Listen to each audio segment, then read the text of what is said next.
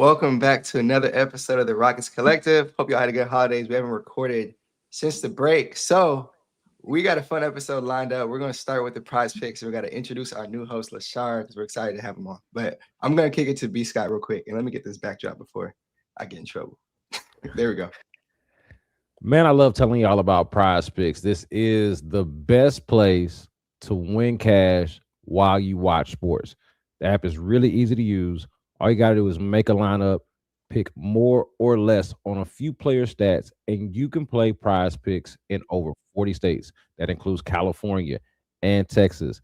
The best of all, Prize Picks gives you $50 in lineups when you play your first $5 lineup. That means win or lose, you'll get $50 in lineup. Of course, basketball season is in full swing.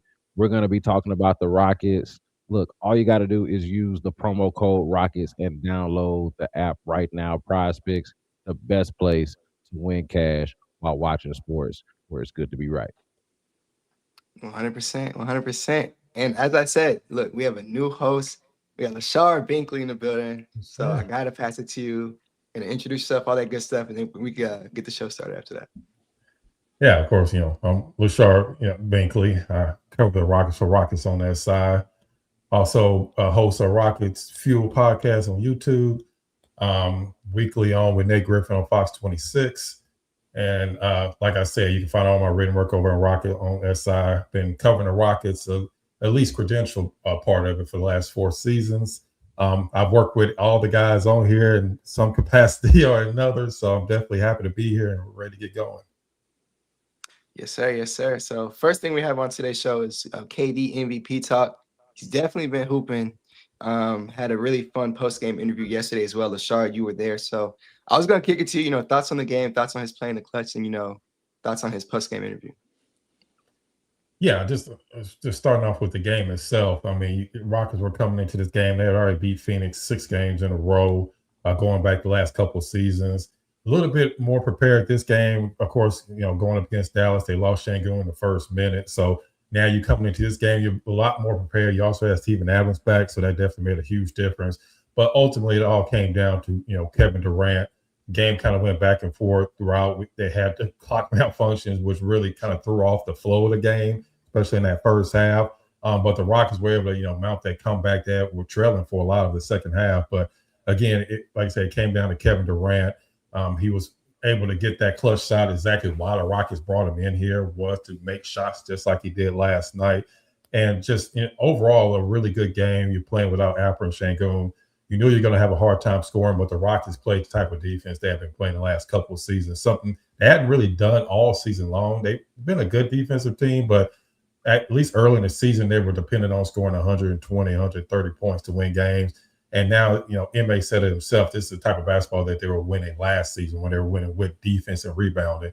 And they were able to hold Phoenix under 100 points again. They've done that every single game so far this season. So just overall, you saw exactly why they wanted to bring in Kevin Durant. His shot wasn't even going for most of the game, but you already knew that a player like Durant, he's going to shoot it regardless, even if he was 1 for 9 before he took that last 3-pointer. So just to know that, you have a player like that, it just gives confidence to the entire team. And he's been doing a little bit of everything all season. At first, he had a game where he had double-digit assists. This game, he had double-digit rebounds, even though his shot wasn't going. And he's playing some of the best defense he's played his entire season. I know some Brad has put out on social media that he's one of the best defenders when it comes to opposing shooters' field goal percentage. So just overall, he's having another great season. And people that thought maybe he's going to slip because he's getting older, you definitely haven't seen it so far. And that's kind of why I think he should be in the MVP conversation, because he has carried the Rockets along with Şengün. But even when Şengün is out, the Rockets have still played really well. And the main reason for that has been Kevin Durant. Yeah, I definitely think he should be in the MVP conversation. B. Scott, what would you say? Yeah, man, I would agree. I would co-sign all of the things that Lashard said about his performance yesterday, and then just the Rockets overall. I thought that was the difference. Lashard talked about his defense. I thought that was the difference in, them kind of struggling a little bit against the Suns and them kind of picking things up was when, they were letting the Suns shoot some wide open threes. They had a couple of tough ones too in the first half, but they were getting kind of some easy threes there. The defense tightened up, the ball pressure tightened up in the second half. And I thought that was a big difference. And of course, leaning on Kevin Durant in the end is exactly what you brought him here for. I was saying this myself, like this is the type of thing that Rockets fans have been talking about. The thing that they are clamoring for at the end of games of wanting Kevin Durant to be kind of the clear and obvious option. I think there have been times where we've been a little irrationally focused on that, but the point still remains the same that it's like it's KD, you brought him in for a reason. This was a perfect example of that. As far as the MVP conversation, I would say this. Like we're talking about it because he is not currently in the MVP conversation. I think if he was, it wouldn't be as interesting of a point to make. So he's not in the MVP conversation right now, but he is playing on the level of the guys that are. Like he's playing just as well as the 4 or 5 guys that you would say are in the MVP conversation. So by that logic, he does deserve to be in the conversation. I think there's a lot of season left for him to join that conversation. But yeah, he should be right there in the thick of it with the Jalen Browns of the world, and I saw like Jalen Brunson has better eyes than him. Jalen Brunson's been incredible this year, but like he's on that level to me for what he's doing for the Rockets right now. Yeah, I think I saw Will just tweet about it. And I'll let Will expound on it. But yeah, with guys like Jokic, he's probably not playing 65. Giannis isn't playing 65. Wemby, he looks like he wasn't going to be a top contender. He's probably going to be close, but he's not playing 65. So these other guys have a lot more of a chance. So it's looking like a runaway SGA season. But Will, like, what did you think? What did you think? I saw your tweet about it today. Yeah, the only way Katie is going to even be a serious threat to win MVP is that we would have to be like the second best team in the West, and we would probably have to be like a top 4, maybe 5 seed in the league, period. And I think even then it would be tough because SGA is going to have better counting stats on a better team record wise. And then out east, I think what Cade Cunningham is doing with the Pistons is just kind of, I mean, it's incredible. I don't think anybody, even like the biggest Pistons fan, saw them being as good as they've been so far this season. And a lot of that is because of Cade Cunningham. And so I think those two guys, especially considering Jokic isn't going to make the game's threshold, um, Wemby probably, once again, we're assuming the Rockets would somehow, get top 2. But I think Wemby right now with the Spurs and how good they've been, he would get some shots, but he's not going to make that threshold. I think Jaylen Brown, the Celtics are a little bit too low of a seed for me to say he can legitimately contend for MVP. But if they were a bit higher, I think he's another guy who would really have a conversation for. Another thing too is like I think KD is going to compete with his own teammate for MVP. Because I think that there's a valid argument to be made that both of them deserve MVP of the Rockets so far this season. I think both of them have had stretches where you could argue they were the MVP. I think to start the season, I would say Şengün was more valuable. I think, obviously now that Şengün's been kind of in out the lineup, I would argue Katie's been more valuable now. So, like I said, it's just gonna be difficult. I don't think he gets it, not because I think he hasn't had an MVP caliber season, because he obviously has from a scoring, playmaking, defensive perspective. It's just more we know how the award goes, and it usually goes to best player on best team, or you get that some sort of narrative, of some kind. Like it has to be a little more. And Katie not having necessarily he's not leading the league in points, right? And then he's not he doesn't have the narrative that Cade Cunningham has, where it's like, okay, you're the reason that this team went from was it 2 years ago they were the worst team in almost like league history, and now they're the best team in the East. I think second best team in the league right now. Like we don't have those narratives, so I think it's gonna be very difficult for Katie to like really be in that conversation. But I mean, yeah, he's having an MVP caliber season for sure. I did want to point out that they to Will's point, KD and Alperen Şengün have like the betting odds are the exact same. They have the exact same betting odds for MVP. And they're right around the back end of the top 10.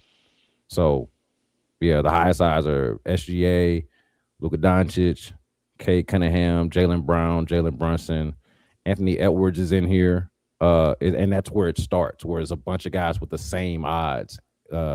Edwards, Tyrese Maxey, Donovan Mitchell, Kawhi Leonard, Stephen Curry, and then the teammates, the Rockets teammates. So like he's in a crowded field. That's why I'm making the point that he's not in that conversation right now, but playing just as well as anybody. Yeah, but one more quick thing on Şengün is he's going to come close to that 65 game mark himself. Mm-hmm. They're saying that 10 to 14 days, so he could possibly miss up to 8 games. That including already the 4 games he's already missed this season. So That's going to be another thing to keep in mind. He'll be right at 70 if he does come back. Let's say January 18th. He could possibly come back sooner because they say they're going to reevaluate him at the end of the week. But he's going to be kind of flirting with that 65 game mark at some point this season because you got to imagine he's probably going to miss some more games for rest or back to backs or nagging injuries or whatever the case may be. So that's just something else to kind of keep in mind with Şengün. Yeah, I'll say this on Kevin Durant. I mean, as a whole this year, averaging what now 25.7, 5.1 boards, 4.6 assists, and again with the defense, second in the league right now. When he's guarding the other team as the primary defender, very impressive what he's been able to do. And in the clutch, I pulled his splits. Shooting 50%, 45% from three, 93% from the free throw line. And of course, we saw yesterday he hit that game winner, had a really big shot over Orlando too earlier in the year. So yeah, Kevin's been amazing for the Rockets. Will and I have said it on our podcast ourselves. If there was an MVP candidate on the Rockets early on, we were saying it was definitely going to be Şengün. You know, he was doing everything for the Rockets. You know, the offensive catalyst, averaging like early on, he was averaging like 22, like 10 and 7, which was absurd. But yeah, what Kevin has been doing, both of those guys, they're right there.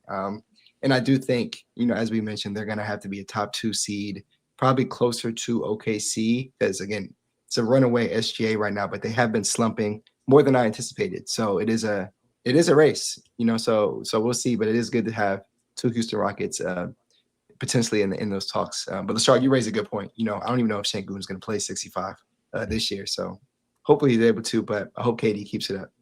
I wanted to ask you all a question before we moved on.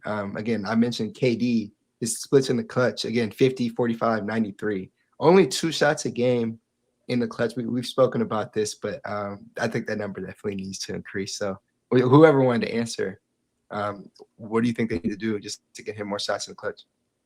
Yeah, I just think one of the couple of reasons for that. One, KD is just an unselfish type of player, and many times he's been asked that same question, like, do you think you should be getting more shots in the fourth quarter? And he'll say that it's really not about me getting shots, it's about us getting the best shot.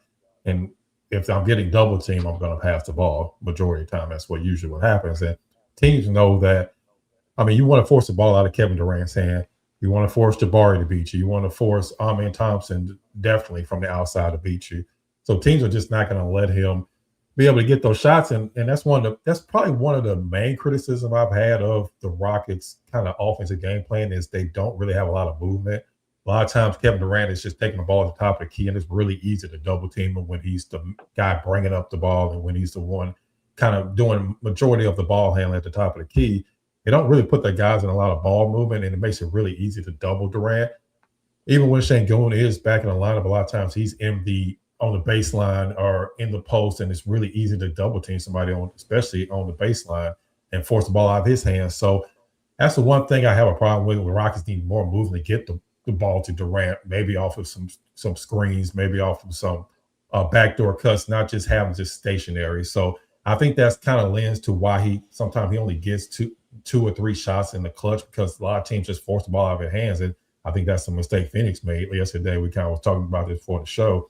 Devin Booker was kind of in no man's land. He didn't know what he wanted to do. I'm pretty sure they wanted to double team Kevin Durant, get the ball in his hand. They didn't. You saw exactly what happened. But most teams aren't going to let him be able to do that. So you combine that with him just being an unselfish player, and I think that's kind of why sometimes you don't see him getting up enough shots. Yeah, I'll say this.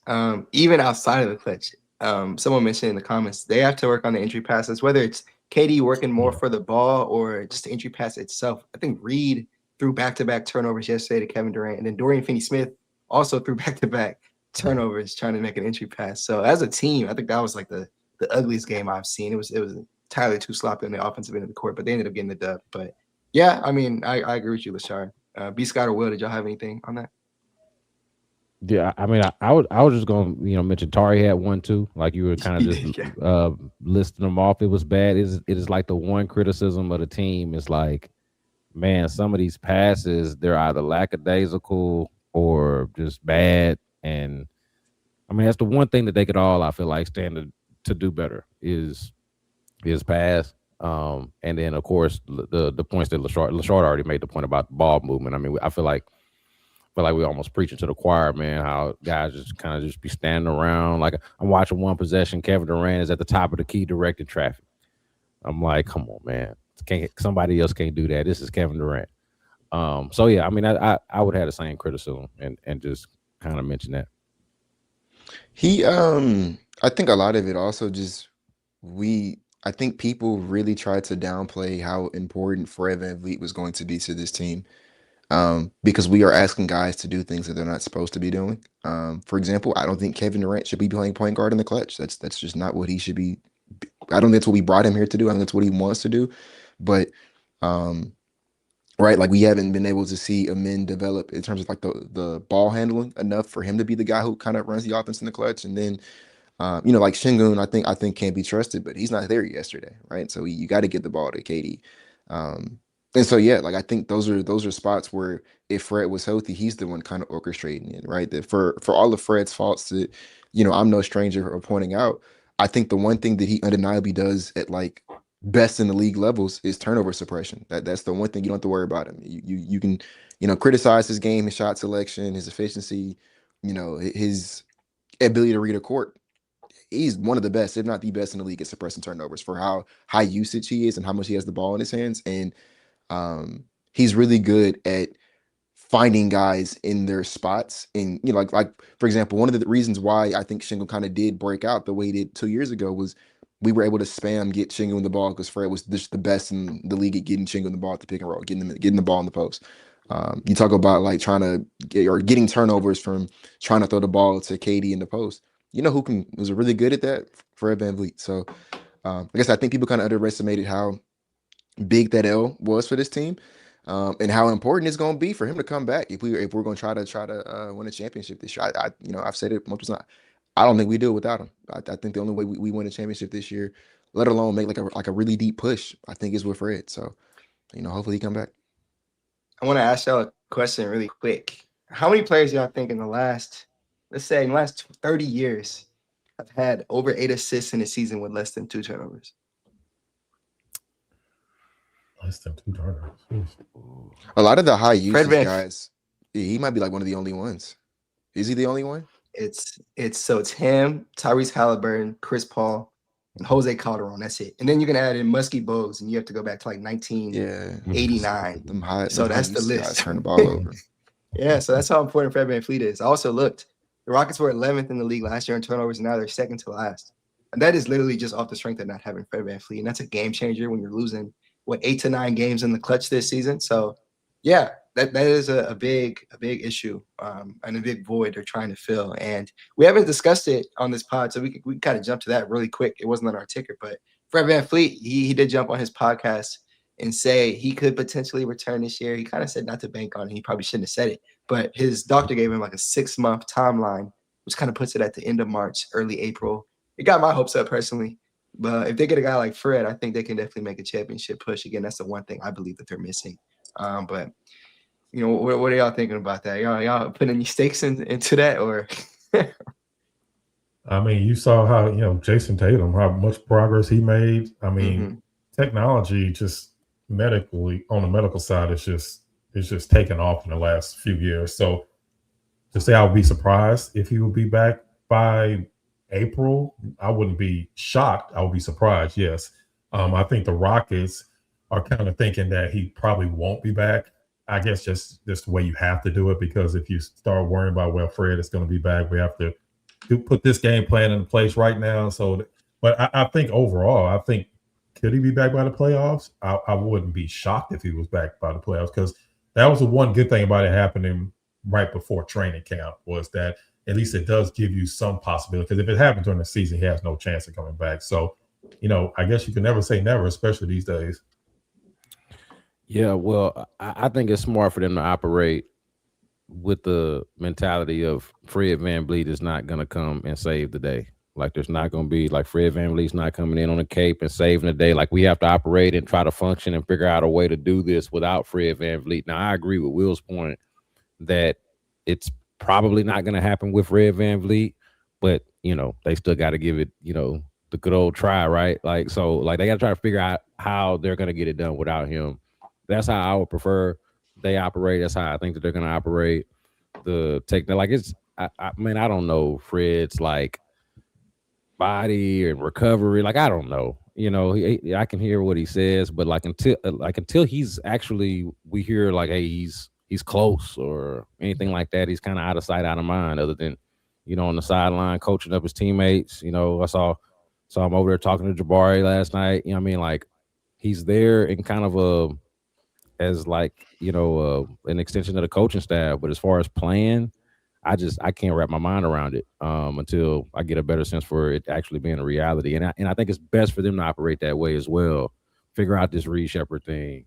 Many times, and I know we talk about the ball handling not really being there, but man, his paint touches are like the potential. Like I mean, there are things that they I think have found. They've been one of the better offensive teams in basketball.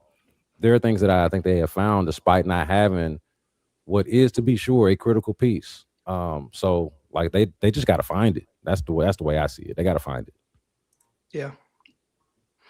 Well, if you had anything on that one, we can jump to the next topic. Man, go ahead. Yeah. I was gonna say this last thing. It is crazy. The Rockets, we've mentioned it. They have one of the best offensive ratings in basketball. I'll double check. They are on Pivot Fade, they're third. I think a lot to do with that too is again not just getting set. They're kind of just running and gunning. I think if you do have a Fred VanVleet, you kind of run a lot slower plays basketball, get everybody in their sets, and get everybody to their spots. So regardless, it'd be much more efficient with Fred. So I'm hoping we can see him, and if not, then next year is gonna be really fun. But outside of that, this Rockets team, you would think they had a bad record against 500 teams, but I forget his name on Twitter. Doc, shout out to Doc. He mentioned it. They were 11-5 against above 500 teams. So I pulled the stat, and that's second best in the entire NBA, behind only the Detroit Pistons. So I mean that's pretty impressive. I had to go look for myself who the teams were. So I had that in my notes. The teams that they've beaten are you got the Suns 3 times. That'll do it. And Lashard, I wanted to shout you out. That stat you pulled earlier, I didn't realize they held them under 100 3 times. That's actually crazy. All 3 games in the modern NBA. Yeah, if they do it again in the fourth one, I have to look that up and see if that's ever been done before.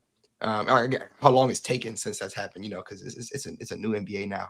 But outside of Phoenix 3 times, they beat Orlando, the Cavs twice, Golden State, Denver, Boston, and the Lakers. So, yeah, that'll do it. So, I mean, what do y'all think? I think some of those teams they beat, they weren't really clicking when we beat them, but that is impressive. They just started slipping to those really bad teams. And that's why they are where they are. I think they should be at the second seed right now. Hopefully they can climb to it. And I think they will eventually. But that's why Şengün injury sucks too, because I do think they were going to go on a roll. And we're going to talk about Tari starting. I think that was why as well. But I mean, what do y'all think about this record? Do you think it's kind of fluky? You kind of want to see more? I kind of want to see what they do against OKC in the next 10 days. Hopefully Şengün's back. But what do y'all think?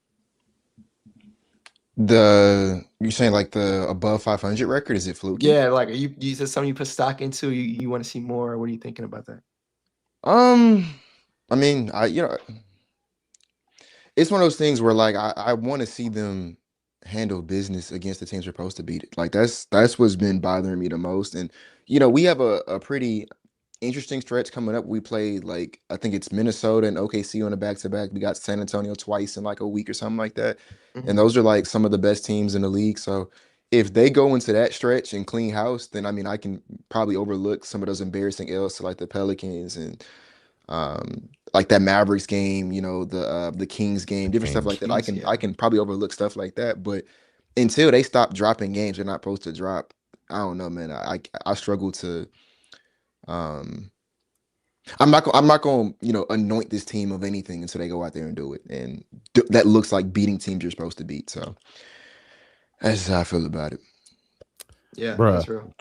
can I say, like, I was asking a version of this question, I feel like, on the last show that we did. Like, Mhm. I feel like they had lost to Denver and then they beat Denver, or so I forget exactly where we was at. But my point was at the time, like, is there and we agreed on no moral victories. Like, Will is not about celebrating moral victories. I'm with you on that.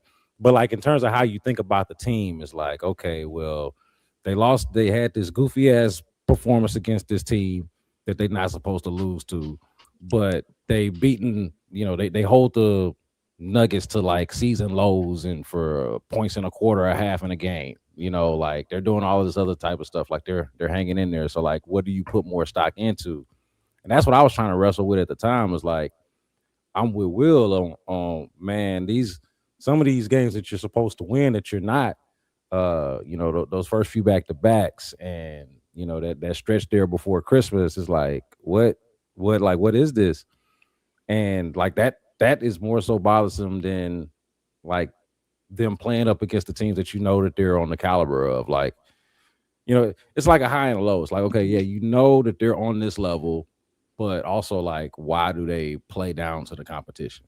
Or why does it at least feel that way? Maybe that's not an exact fair way to characterize it, but why does it feel that way? When they lose to teams that they're not supposed to lose to. So, long-winded way of saying, the fact that they're good against good teams kind of confirms to me that they're like a serious, legitimate team. But I think it is going to come back down to some of those shortcomings we were talking about earlier, like Will's point about like needing Fred VanVleet out there, and like how do they compensate for that is ultimately going to be what does them in, or is the reason why they win. Yeah, they lost to the 5 worst teams in the West, and it happened all like in a quick span. Yeah, There was a crazy stat someone put out, and it was like they're the first team to lose like 4 or 5 games that have like the Rockets had like double the win percentage of the other team like in the same month, like the first team to ever do something like that. So I knew I wasn't tripping when they were losing games like this. And what's annoying too, I believe the Pelicans were the only team the Pelicans have beat that's above 500. They're like 1-20 against above 500 teams. And now they're on a 7-game skid. Now that I look at it, so I mean, they probably had one since they beat us. So it is funny that they were dropping those games. Frustrating is probably a better word. So again, I hope that all that is behind them. I want to talk about it with Del. Tari starting. We haven't discussed it, and DFS coming back. I think are things that can really change this team and help them hit a different groove. But yeah, I do agree with you, Will. In the grand scheme of things, it's hard to put them in a certain tier when they're playing with their food and they're losing games they're not supposed to. So I 100% agree with you. A lot of those games came in the clutch, which was a main issue with this team. How they orchestrate the clutch. So that was me. Let's start. I don't know what's your topic. I may admit. I guess the main thing with me is it's just such a long season. The main thing you want to do is not make it a habit, because every team goes through these stretches where they lose games that they definitely shouldn't lose. I mean, we just saw Oklahoma City get blown out by Charlotte the other night. Like someone was saying earlier, they've definitely the pace they were on. They're definitely not on that historic pace anymore. They've dropped a lot more games recently than they had all entire season. So for the Rockets, you just don't want to make it into a habit where you're losing against these bad teams, because sometimes it can be a schedule loss. Sometimes the other team's just making shots. That's just kind of how the NBA is. But you don't want to make it to where you're losing 8, 9, 10 games to teams that you should be able to be, especially in the Western Conference, because we all know that by the end of the season, it's going to come down to 1 or 2 games. And not that the Rockets are necessarily, have to be in a top 2 or top 3 seeds to be able to, advance in the playoffs. But at the same time, you don't want to be in a 5th, 6th seed or even close to a play-in because you lost to teams like the New Orleans Pelicans and Sacramento Kings, especially after you have a 20-plus point lead. So really, it's just about being consistent. And I think a lot of times what it comes down to is the young part of the Rockets comes out when they're in these type of games against these teams that they should be, beating by 20, 30 points, because a lot of times they may think that they're a lot better than they really are. And when you start to think that way, you start to take it easy.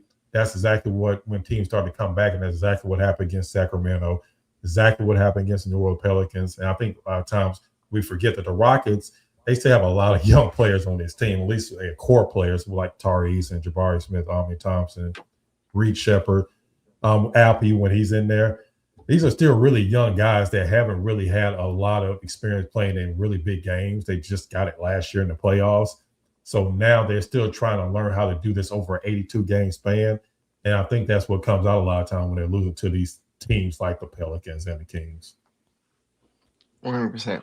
I'll say this midpoint of the episode. If you're tapped in, we appreciate y'all. Make sure, like and sub, all that good stuff. Leave a comment. It looks like we have 24 people in here. Again, leave a comment. We'll display your comment, and then we'll get to any questions you guys have as well. I'll ask this again. I kind of mentioned Tari starting a few times.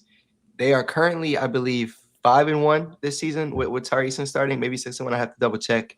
And right now, since Tari has been inserted into the starting lineup, I think is when he's guarding players shooting like 36.5% against him on over 10 attempts a night, which is absurd. And last night against Phoenix, he held them to 1 of 10 from the field, and Devin Booker 0 of 5, and he stopped him on that last second attempt that he had. And that was probably Devin Booker locking himself up, but it was still great defense and a great contest from Tari. So wanted to applaud him for shooting lights out as well. One of the best 3-point shooters in the league. Percentage-wise, he probably is the best still in the corner. I know he is for sure.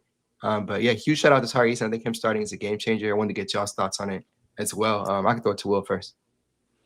Yeah, I've been saying I think Tari Eason is one of like those. I because people can get mad at me for saying it. He's been, in terms of his draft class, he's been the best player we got from that draft class since the day we drafted him. There has not been a single day where he's not been the best player we got from the 2022 draft class. And I think that semantics and politics are the only reason why he was not starting before. And so I think now we're at the point where we're seeing like when he's, because I mean, even Brad, you talk about it, our record with him last season when he started. Do you remember off the top of your head?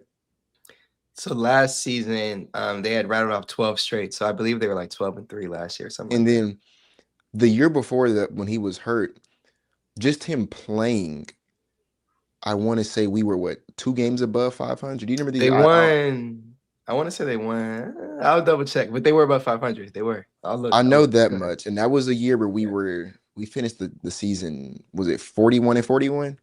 Okay. I want to say that was our record. So we were a 500 team, and when Tari played, we were above 500. So yeah, 12 and 10. 12 and 10 was the record. That's what I thought. I thought it was 2 games over 500. He's been, I think, criminally underrated. A lot of it is also because he can't stay healthy, and so you kind of can't play him or rely on him to start consistently if he's in and out the lineup every 10 seconds. But he's there's not 3 guys on this roster who are better point of attack defenders than him.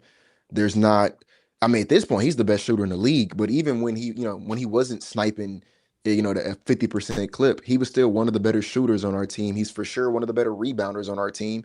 The only thing that he did that you would be like, I don't know if I can start him is just, well, actually, it's 2 things. Number one, he plays himself into exhaustion.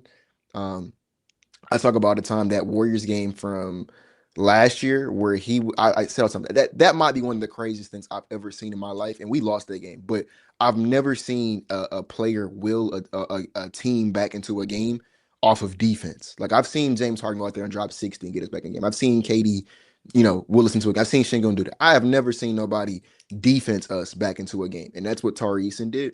And remember, he collapsed that game because he just couldn't give us any more than what he gave. Like that was when he fell to the ground. That's because he could not get up. You know what I'm saying? And so like that's one issue is that he plays himself into exhaustion. The other issue is he's like the Tasmanian devil, where like some plays it's like, all right, that was really good, and some days it's like, let's really back in. You're doing a little bit too much there. And so, but even with that though, I still think he's been better than a lot of guys we started ahead of him on nights. And I thought that DFS would be one. I didn't know his injuries would keep him out for this long. I thought he'd be back by now. So I thought DFS was probably the best. If Amin Thompson is considered a guard, I thought that DFS was the best wing on the roster. Now that being said, he's obviously ramping up a little bit more. I think Tari Eason has pretty clearly showed he's at least what he like. It's small sample, obviously, because he's been at the lineup. But when he plays, I think he's the best wing on the roster. Like I said, if you're considering him in a point guard, I think Tari's been the best wing on the roster. I think good things happen not only when he plays a lot when he starts. I think he has really good synergy with Amin Thompson, and that's backed in like the net rating. It's backed in the film. We don't call them the Terror Twins for no reason. I think Tari should continue to start even if Fred comes back. I think Tari should be in that starting 5. I think he's like good things happen when he starts. I think the only scenario in which I probably would not start him is if DFS starts looking like the version of himself that he was to the Lakers last year, because that version of himself I think is definitely probably the best wing on the roster. But yeah, I think he's the best. I think today right now, we're assuming Min's a point guard. Tari's the best wing on this roster, and I'm not gonna say it's not close, but like I think there is like I don't think it's a discussion. Me personally, I think Tari's just the best wing right now. So I have a comment, but I'll wait. It looks like Lachar wants to chip in or B Scott. No, I mean I agree with pretty much all of what Will said. Like you were saying, the main thing with Tari is sometimes he does kind of play himself into bad positions. And it really is more, it's not really, I wouldn't even say on the defensive end because he's usually pretty solid on the defense end. It's really more on the offensive end, the kind of the mistakes, when he's trying to drive to the basket and drive into 2 or 3 defenders and kind of turn the ball over, which he's actually been a little bit better this season than compared to, his first couple of seasons where that was definitely a major problem. But just overall, he has definitely been an improvement over Josh. And I have to say, Josh. And Josh, he did a very good job. Yeah, he did a great job. He did a very good job. You can't even complain because Josh was like the last free agent that they signed. Kind of, I won't say a throw in because I don't want to say that about any NBA player, but he was almost like an afterthought. And he came in and did a really good job at the shooting guard position. And for at least 10 or 15 games was actually shooting well above what he usually shoots from 3-point range, which he's kind of come down to earth since then. But Tari Eason just kind of brings another level on the offensive end that Josh can't bring. Josh is a really good defender, but Tari is more of a disruptor. He goes out and he just, like you were talking about with the Golden State game where they almost came back after trailing by 20 plus points in that game. He's a disruptor. He kind of just changes the whole tone of the game. And that's something that you absolutely need, especially next to Amen, because last year, Amen had Dylan Brooks and he kind of leaned on him, even though Amen kind of took over that number 1 defensive player position. But he still had Dylan who he can kind of depend on when they were trying to do some of the picks to get him off of the certain player. You still had Dylan, you can kind of move over. Now you have Tari, you can kind of move over to that guy. And you saw that with Devin Booker last night. So I think ultimately it was the right move to move Tari into that starting lineup. I don't know if DFS is going to get to the point where he's going to be where he was with the Lakers last season, just because he missed so much time at the beginning of the season, didn't really do a lot in training camp, really was a lot of side work, wasn't any 5-on-5 or was able really to practice with the team. So it's going to take him a while to kind of get up to speed with that. So I just think overall Tari is the best option when it comes to right now. He's really playing that shooting guard position, but he's really still a wing at the end of the day. So I just think overall you definitely want Tari in there. And the good thing about it, he can kind of ramp it up to where he can play 25, 30 minutes a game. Can I say something? I want to do an exercise with y'all because go ahead. People saying I guess I got some disagreements in the comments. I want to do an exercise. Oh, from what Rob said, you want me to pin his comment? No, it's all good. It's all good. Okay, go ahead. Okay, so like I said, we're going to consider Amen a point guard in this hypothetical because I think there should be no disagreements that if Amen is considered a wing, he's the best wing on the team. I don't think that should be a hot take, shouldn't be controversial. I think we should all agree with that. So we're gonna remove Amen from this combo. So now we're talking Tari, Bari, DFS, Kogi, Jayshawn Tate. I think that's everybody. You don't have to. Yeah, I'm not gonna do it to Jayshawn. Yeah, Jayshawn Tate. Yeah. No, I throw Jayshawn in there. Team cap. Team cap. Okay, who's the best rebounder of that group? Tari. Who's the best defender of that group? 1-on-1 defender, Tari. Rim protector, Jabari. I'll give you that. I'd argue DFS could even be. I was going to say if DFS is healthy, I'd argue DFS overall. Point of attack, I think it's Tari. I think rim protection is Bari. Who's the better shooter? Who's the best shooter of that group? Well, yeah. Right now it's Tari, but I need to see this on the full season. Yeah, Tari. But I would typically say Dorian Finney-Smith. You know what? No, I'm fine with you saying that. I got to see more of Tari Eason. Tari's a better shooter than Jabari. Right now, hopefully. I'm talking six. I think it's volume, but because I ain't gonna lie, go look at they shooting splits historically. It's not that far off. What was I gonna say? And then if you said one of these guys, here's the ball, go get a bucket. Who would you pick? Tari. Funny enough, I want to pick a play. Tari had that little layup he had where he wanted to and one. You know what I'm talking about? Where he almost shot from his feet. Yeah. But how about this though, Will? To push back though, if I said go get a bucket, I would say Tari. But if I was drawing up a play, I might say Jabari. If I get Jabari in the post or Jabari at the mid range at the elbow, I don't like those shots. Jabari. Yeah, I like Jabari just because he can shoot over anybody in the league and get it sort of like Kevin Durant to where they're not affecting his shot. So, but if you're talking about just going 1-on-1, you absolutely going with Tari. I will say this. last time when I discussed this, Jabari was shooting like 26.5% from mid Can you range. pull up his shot chart? Because I He's don't now like those shooting. shots. Yeah, I can show it to you guys now. What let me what share website? screen. Go pull it up. Yeah, It's on let me Pivot see that, Fade. 'cause To anyone I don't listening, like those Pivot shots. Fade is my favorite website. You can look at literally everything on Pivot Fade. But I'm about to share screen and show you Jabari Smith's shot chart right now. So boom, boom, boom. Let me know when y'all can see this.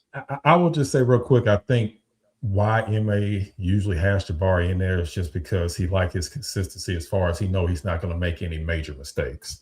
Let me remove this. You Yeah, can and take I that think wherever that's you want to take that valid. for, but that's a big reason. No, for no, it. that's valid. Like I said, I think Tari's biggest flaw is that he's a Tasmanian devil. It's Yeah. the chaos can either be really good or really bad, and there's never any in between. Yeah, I don't like them shots, man. I don't think he makes them enough. Well, I think, I mean, if we're doing I want to throw the we're gonna do a paint in Tari as versus well. Bari thing here, like Yeah. I think it does matter that one is 6'11", and like you know, it is that like you can put them in more lineups. I think like that, like to me, to your point earlier, Will, about politics and semantics being the reason why Tari wasn't starting before. That was probably, I mean, if we're gonna talk about it, that was probably more of a Jalen Green point than a Jabari point, right? That's where the logjam would be more so simply because Jabari is taller, you know, like and considered I mean, I think more they of play the a, same position though. they do, but then one is more of a rim protector than the other. So like there's overlap, but then one does something that the other one doesn't. So I think that, and there's less of a log jam for say playing the 4 than playing the 2 and the 3, you know, or playing the stretch 5 than playing the 2 and the 3. So I think that has a lot to do with it as well. I don't think it's necessarily apples to apples. Even if your point is well taken that Tari has outperformed Jabari, I think that they are just different players in that way. And you know, even though there's some overlap in the positions that they play. I was gonna say I put them up, the BPM Vort Tari clear. I mean, I know everybody doesn't like advanced stats, but Tari clears. What is I know what goes into Vort, do you know? That's value over replacement. I don't know exactly what it is. Yeah, I've seen the explanation. It's kind of convoluted. Yeah. So I mean, and I was gonna say the biggest, but it's basically is it it's basketball war though, right? Like like basketball war measuring like win value or how much you contribute to winning. I don't know what goes into making the stat, but I guess that's what they're trying to explain. Despite playing almost 10 more minutes, Tari is not that far behind in any of the production. Statistical production. I will say with Tari though, is also what value can you bring off the bench? Because I think Tari is not a type of player like Jabari that needs somebody to get him shots. So you bring a Jabari off the bench and he's coming off the bench with, let's just say, Steven Adams instead of playing with Alperen Sengun. Tari doesn't necessarily need somebody to get him shots. He can kind of find a way to get his own shots, whatever it is. If it's him driving to the basket, throwing up crazy layups and making them, or, you know, just him coming up and getting a steal and getting basically a pick six and getting his own shot. So I think Jabari, just like B. Scott was kind of saying earlier, he just kind of fits more with the starting lineup, if that makes sense. I was gonna say this. Jabari last year when he came off the bench, I'm trying to pull it up. I wish I pulled it up quicker than I did. I know you were thinking about it, Will. No, I'm laughing because I said who's the better shooter? Tari has the better all-time 3-point percentage. Does he really? He does now? Yes. And honestly, it's not close either. What's the first season? He's It's 37 to 34.5.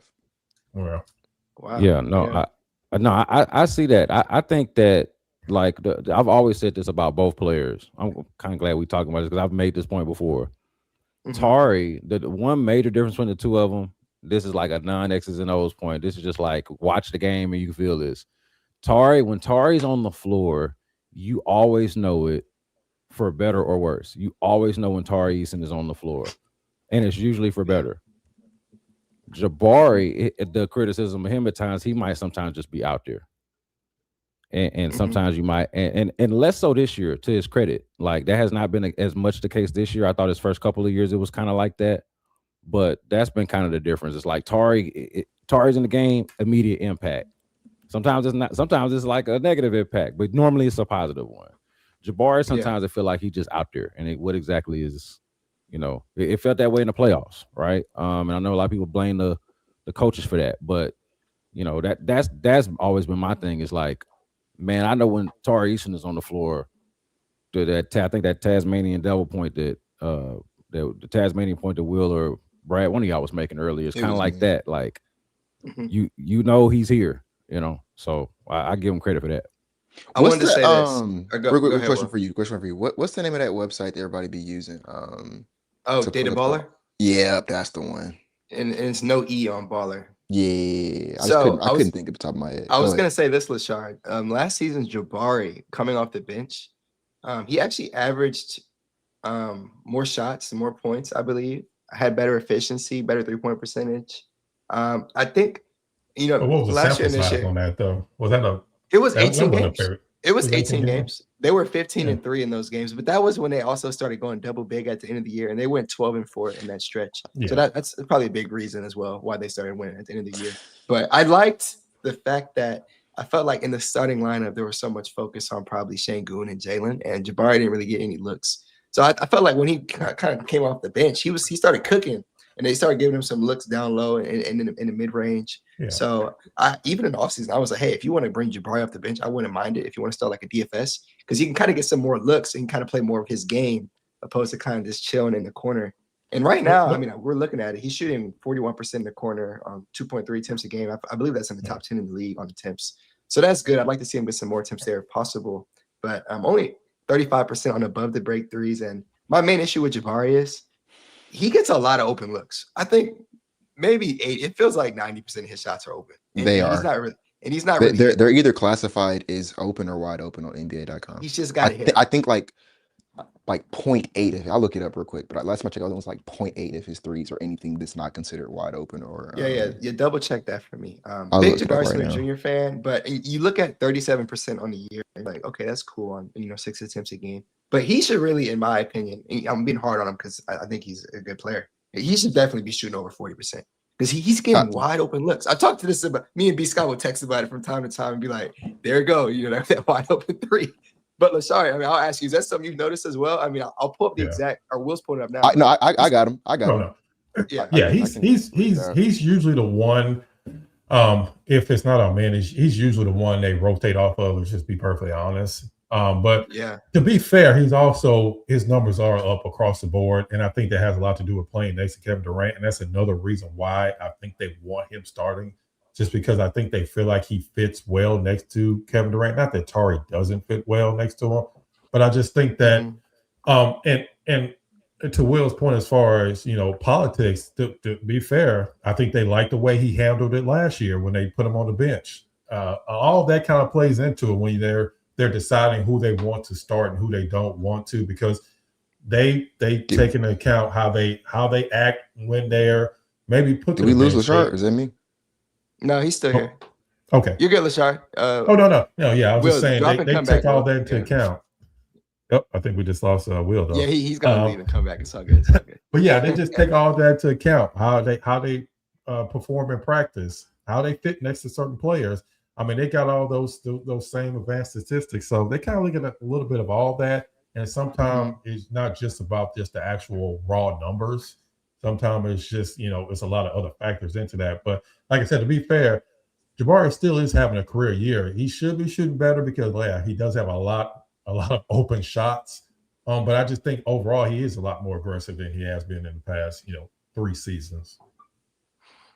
All right, I fixed the overlay. My fault. We were struggling there for a second. All right, we're back. I wanted to get Will back so he could react to the folks in the chat, like Rob saying that my man Jabari needs more mid-range looks. That's why I made that face. I'm like, I saw the face that Will made because I knew I read it. I feel like we read it at the same time. But then I looked over his face, and Will recently, I agree. He did like. He gave me one of these numbers, like somebody farted or something. Like he just my problem with mid range is that, and that's something I've explained a couple of times. I don't know if we got Will back. Oh, y'all can't I can hear him. I can hear him. Yeah. In the chat, can y'all hear Will? Nah, I can't hear him. Now it's B Scott. I was gonna say, go ahead, Job. Come back, brother. We're gonna take off My the rest of it. issue with middies is that they don't have any more value than a layup or a floater that's right at the rim, but a layup and floater are infinitely more like you can go outside right now. If I told you to go outside and take a layup, it's a lot easier than trying to hit a mid-range shot. A three-pointer is more difficult than a layup, but the difference there is it is worth more points than a layup. I mean, yeah, than a layup. And I know that's like the whole analytic stuff and all the good stuff, Daryl Morey, but man, that's math right yeah, I know it's Daryl Morey bar, but like you look at like for example, like the Boston Celtics that won in 2024, that how they did it was they took shots at the rim in threes Mhm. and they put them up at volume.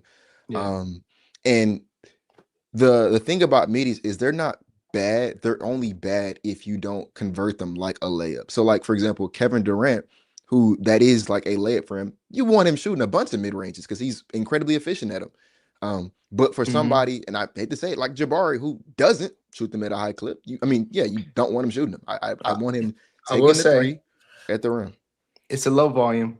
Well, I want to go. I'll go past Christmas, but since Christmas, he's shooting 63% from mid range, right? And I'll fix this Yes. overlay. I realized I messed it up, but he's shooting 63% on like 3 attempts from midi. And last year he shot 48% on mid range looks. So Yeah. I do And think he that's can get what, back to that point. He just had a terrible yeah. start to the year.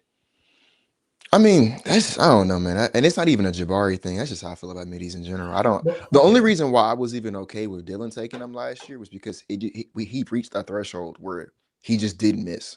Like, but I Yeah. mean, Brad, you remember I ain't like it when Dylan shot. I do not like mid Yeah, ranges unless you're against Dylan. Kevin Durant. Dylan probably got to the point where like, yo, he's Yeah, cash. We he saw just that in got the to the game. point We where saw it in it the was, game man. yesterday too. Like he's turnaround Yeah, midi as a bucket. I wanted but to be oh, go ahead, fair go on ahead. the mid-range shot, my Mhm. thing is that was my biggest problem with the Daryl Morey Rockets. Yeah, it's great. It's a great kind of slogan. Yeah, we only take 3-pointers and shots at the rim, but that also limits what you're putting on film. That also limits what another team has a game plan for. To me, you got to have a variety. You can't just have a bunch of guys jacking up threes all game long because eventually that's going to catch up to you. And unfortunately, we saw that here in Houston many times. And my whole thing with the mid-range shot is you're giving the defense something else to think about. They're not just having to focus just on the three-point line. And we saw it all season with the Rockets. The Rockets have the lowest amount of three-point attempts per game, and yet they still have one of the best offenses. Of course, some of that has a lot of that has to do with Kevin Durant, but I just think it's also because they have more of a shot variety than they had in other seasons, and I think that will play a big part when you're talking about the playoffs. And that was one of the biggest problems they had in the playoffs last season was they just didn't have any kind of other ways to score other than shooting threes and trying to dump the ball down to Şengün, and Şengün was getting stonewalled by Draymond Green. So that's kind of why you lost. One of the reasons why you lost that series. I mean, so to what you were saying, I think that's 100% correct. I think that's why, among many other reasons, why the Chris Paul loss in Game Yeah, 6 and Game 7 in 2018 were so detrimental because he was someone who did make a living in that mid range area. And the reason why you do want Chris Paul shooting mid ranges is because similar to Kevin Durant, those are layups for him. Devin Booker, you want him shooting. DeMar DeRozan, you want him shooting them. Guys who were like above like elite at those shots. Yeah, you want to shoot a lot of them. Like I hope one day Reed Shepard gets to that point because I think that's a shot that he's going to be able to get to one day and make with a level of consistency. And I think if he gets there, like yeah, he's someone I want shooting him. For me, it's just as simple as if it's not a shot that you are elite at, either go get the three because the three is worth a little bit more. Honestly, probably is a bit easier at this point because there's more space to operate with out there than it is trying to in the in-between area with the defense, or get to the rim because those are easier shots. And like I said, this is not a Jabari thing. I hate it when Tari does it. I hate it when who else does it on this team that I don't like? Shoot, I'm not gonna say I hate it when Şengün does it. I was gonna say Şengün. I Who'd think you say, Lashar? You Şengün said Şengün? gets closer to the no, I basket. was about to say, our man is starting to do it more. And honestly, Oh, yeah, I would yeah. rather him work on that than Yeah, taking I agree. threes at this I point, agree. just Yeah, because the three-point is just going to be a work in progress with him. I think he's getting better at the mid-range. Not necessarily that's something he should be taking all the time, but I'd much rather him shooting that mid-range shot, honestly, than trying to take the three at this point. Yeah. I'll say the reason why it's different for me for a min is because he doesn't shoot threes like at all. So Yeah. like you got to do something. If you're not going to be shooting threes, you got to do something. But like for Because like Tari's a good shooter. He's the best shooter in the league right now. Shoot And threes. Will, I want you to know. I want to say this too, because Rob said outside of open threes, what shot do you trust from Tari? And I just wanted to pull up his shot chart. You can look at what Tari Eason does. He only really takes threes and twos. He knows his shot diet. Tari, and look where his twos are coming from. And Rob, to your question, Rob, he's shooting 73% in the restricted area. That's in the 80th percentile in the league. And we know he's at the top of the league right now as a three-point shooter. That's why his efficiency as a whole, you could see it. He's got a 62 true shooting on the season, which is really good. So, yeah, you can trust Tari at the shots he takes the most. He's not really taking mid-range shots. I mean, that's only 7% of his shot diet is mid-range shots. So he's probably only taking those when he has to. And I gotta believe he's gotten better from the previous season, because the first couple of seasons he was struggling at the basket where he could not make layups. So that's he could not. Hey, I ain't gonna lie. I think I ain't gonna lie. I think this is a bit of luck because he's been hitting some up and unders right now. I'm like, you is not like that, bro. I kind of want to look at. I'm pulling up what he did last year. Looks like last year he was 66% in the restricted area, so he's got like a 7% increase. Yeah. Here's a quick numbers exercise, real quick, because I'm just curious to throw this question out. Is Tari right now? Forget like scouting report, overall, whatever. Like right now, is Tari right now both a better 3-point shooter than Jabari and a better within the restricted area than Amin? He probably is. Wait.